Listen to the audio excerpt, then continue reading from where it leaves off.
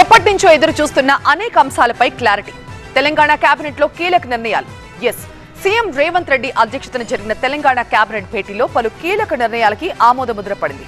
Ration కార్డుల జారీకి green signal, ధరణి portal ని భూమాతగా మారుస్తూ తెలంగాణ కేబినెట్ నిర్ణయం తీసుకుంది. సీఎం రేవంత్ రెడ్డి అధ్యక్షతన సమావేశమైన తెలంగాణ కేబినెట్ పలు కీలక నిర్ణయాలు తీసుకుంది.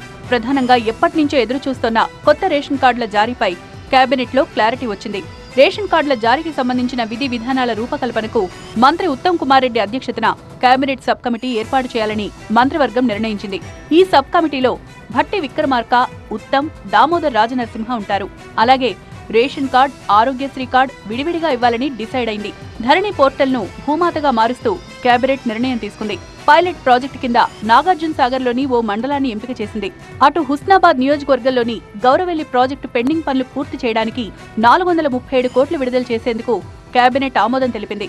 ఇక జీహెచ్ఎంసీలో ఔటర్ గ్రామాల విలీనానికి కేబినెట్ సబ్ కమిటీ ఏర్పాటుకు మంత్రివర్గం ఆమోదముద్ర వేసింది.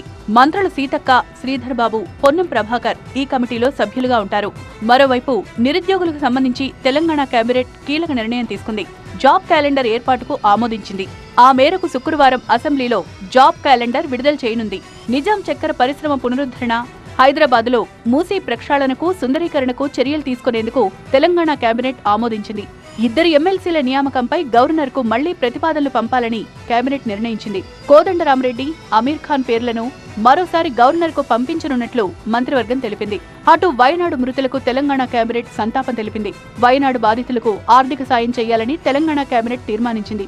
సమావేశం ముగిసిన తర్వాత కేబినెట్ నిర్ణయాలను మంత్రి పొంగులేటి శ్రీనివాసరెడ్డి వెల్లడించారు. తెల్ల రేషన్ కార్డులతో పాటుగా ఆరోగ్యశ్రీ కోసం ఆరోగ్యశ్రీ కార్డులని విడివిడిగా ఇవ్వాలి అనేది ఈ రాష్ట్ర ప్రభుత్వం కేబినెట్ నిర్ణయించింది.